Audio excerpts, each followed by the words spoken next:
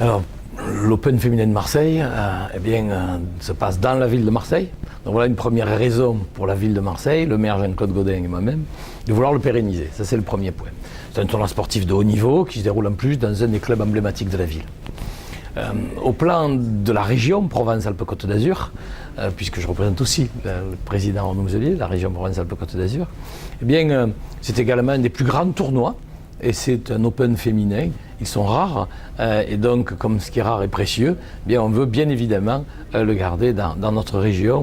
Je crois qu'en France, c'est le 3e tournoi féminin. C'est bien normal que dans cette région, dans cette ville qui rayonne au plan du sport, mais aussi au plan de la culture, de l'économie et d'autres thématiques, l'Open féminin de Marseille soit un des premiers tournois. En plus, je dirais que à la fois au sein de la ville de Marseille, le tennis est le 2e sport pratiqué, avec plus de 11 000 licenciés. C'est le premier sport pratiqué au niveau du département des Bouches-du-Rhône et c'est le 2e sport pratiqué dans la région Provence-Alpes-Côte d'Azur. Donc vous voyez tout l'intérêt qu'il y a d'avoir cet Open féminin et de le développer, bien évidemment, chaque année. Alors on a décidé en fait d'être partenaire titre de cet Open il y a maintenant, ça fait la 4e année, donc ça fait 3 ans, mais c'est la 4e année. Parce qu'on a dans notre ADN d'avoir beaucoup de partenariats locaux pour dynamiser le territoire.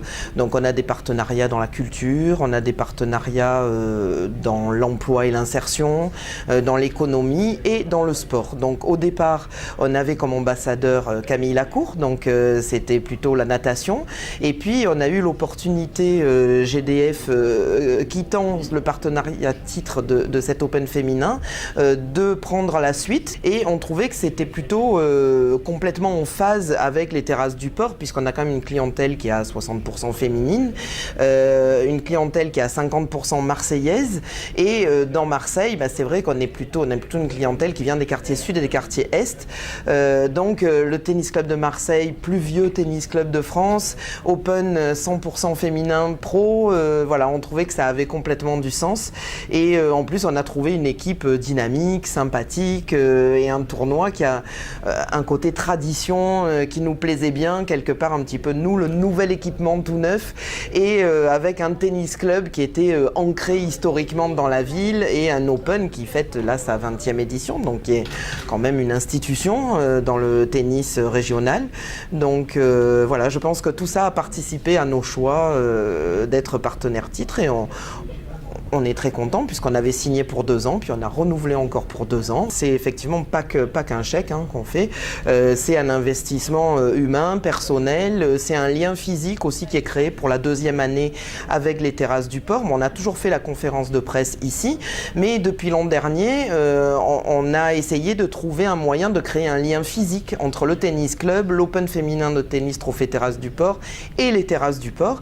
Donc le week-end avant le tournoi, on a une animation mini-tennis qui se met en place sur la place centrale des terrasses au niveau 1 et qui permet aux enfants de découvrir le tennis, de s'initier. Donc il y a des professeurs du tennis club qui sont présents pendant les 2 jours.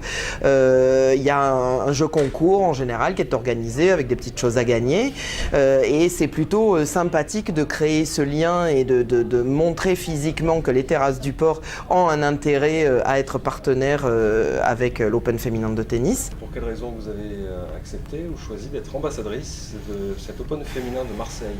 J'ai accepté parce qu'évidemment c'était une logique dans la continuité après l'arrêt de ma carrière en tant que joueuse, après avoir participé de nombreuses fois aux différentes éditions.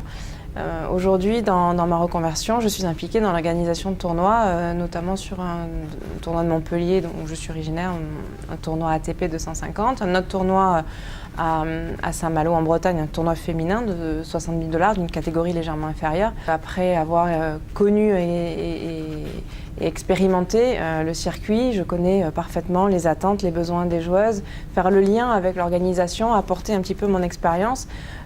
Je trouve que c'est une valeur ajoutée pour un tournoi. Et puis il y a ce côté vraiment affectif avec la ville de Marseille, avec la Provence en général, puisque j'ai été licenciée pendant plus de 10 ans et où j'ai joué quasiment la grande majorité de ma carrière. Je m'entraînais au country aixois. Et finalement, quand Bernard est venu vers moi, évidemment que je ne pouvais qu'accepter. J'ai de très très bons souvenirs ici à Marseille sur ce tournoi-là. Je l'avais joué notamment en 2006, juste avant de faire quart de finale à Wimbledon. J'avais atteint la finale en simple et en double. Puis le lendemain, je partais à Londres pour jouer dans les qualifs de Wimbledon. Et 3 semaines plus tard, j'étais en quart. Donc en fait, ça restera toujours ensemble et gravé ce moment-là. J'intégrerai toujours Marseille dans ce résultat à Wimbledon.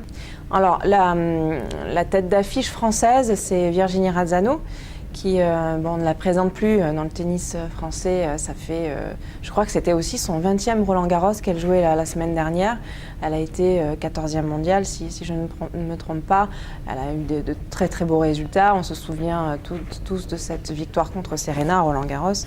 Et c'est encore, malgré le fait qu'elle ait 34 ans, je crois, aujourd'hui, ça reste encore une joueuse très dangereuse et qui est capable d'avoir de très très bons résultats. Elle est très appréciée du public français et elle sait en plus le partager avec les spectateurs et puis avec les enfants. Elle est très très proche aussi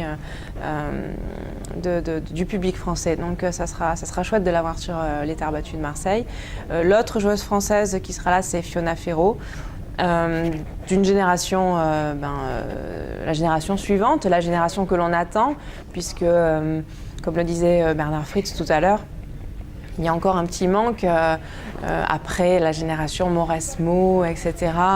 On attend notre leader, on a l'impression de l'avoir là maintenant avec Kristina Mladenovic, mais derrière, ça se bataille encore. Et Fiona Ferro était parmi les meilleures, voire la meilleure de sa catégorie d'âge chez les jeunes. On a besoin de tournois comme celui de Marseille pour permettre aux joueuses françaises de faire leurs armes et d'acquérir les points pour pouvoir progresser au classement. Quant aux autres joueuses étrangères, il y a une vraie fourchette de joueuses entre la 60e place et la 150e qui ont finalement toutes la possibilité de remporter. Ce sont toutes des vainqueurs potentiels. Si vous souhaitez venir sur l'Open féminin de Marseille, la 20e édition des Terrasses du Port, ça se déroule au Tennis Club de Marseille, boulevard de Tunis. Les entrées sont gratuites pour toute la famille. On vous attend évidemment très nombreux parce qu'il va y avoir de très très beaux matchs, beaucoup de spectacles, du tennis féminin de qualité, de haut niveau, avec des joueuses qui étaient à Roland-Garros il y a quelques jours et qui seront là avec nous la semaine prochaine. Donc vraiment un très très beau plateau. On espère un très beau soleil aussi pour pouvoir profiter de toute la chance que l'on a d'être ici à Marseille, dans le sud et en Provence.